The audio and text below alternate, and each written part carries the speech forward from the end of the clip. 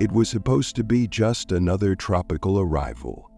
On September 16, 2007, One-Two-Go Airlines Flight 269 prepared to land at the world-famous resort town of Phuket, Thailand.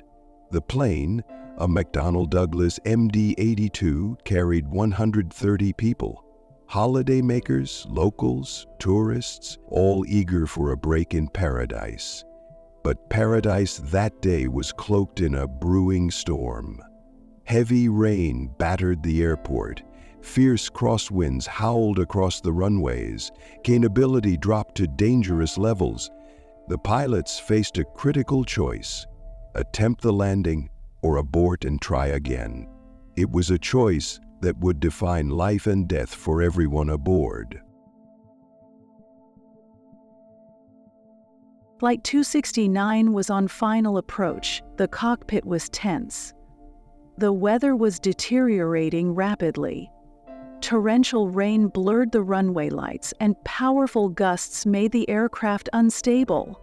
Standard procedures dictated that if a safe landing wasn't assured, the pilots should perform a go-around, circle back, wait for conditions to improve, and attempt a safer landing. But as the plane descended, the pilots committed to landing.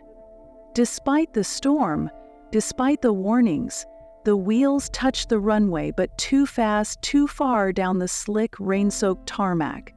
The pilots initiated a desperate go-around at the last second, but by then it was too late.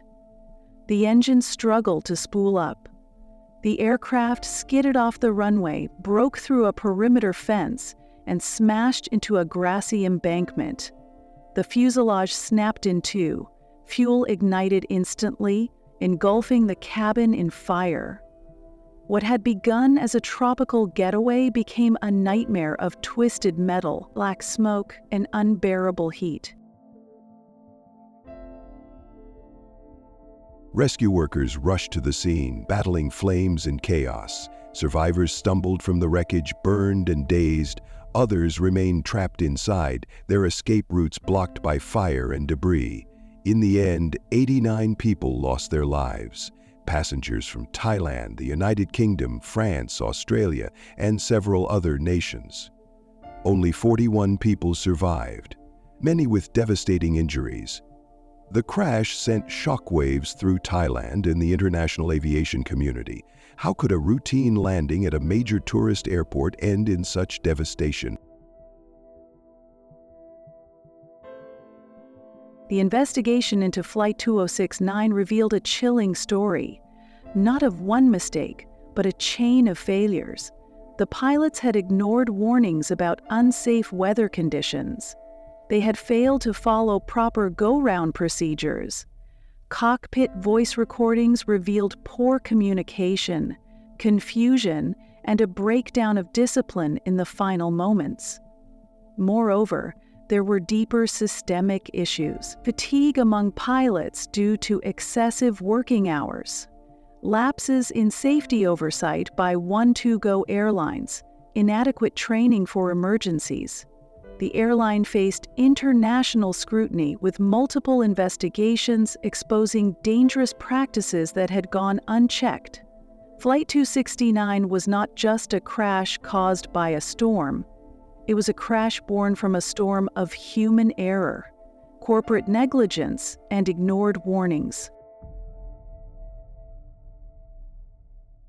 The families of the victims faced a long and painful road. Legal battles dragged on. Accountability was slow and incomplete. Many survivors struggled with lifelong physical and emotional trauma. Thailand's aviation reputation was shaken, and One-Two-GO Airlines eventually had its operating license revoked.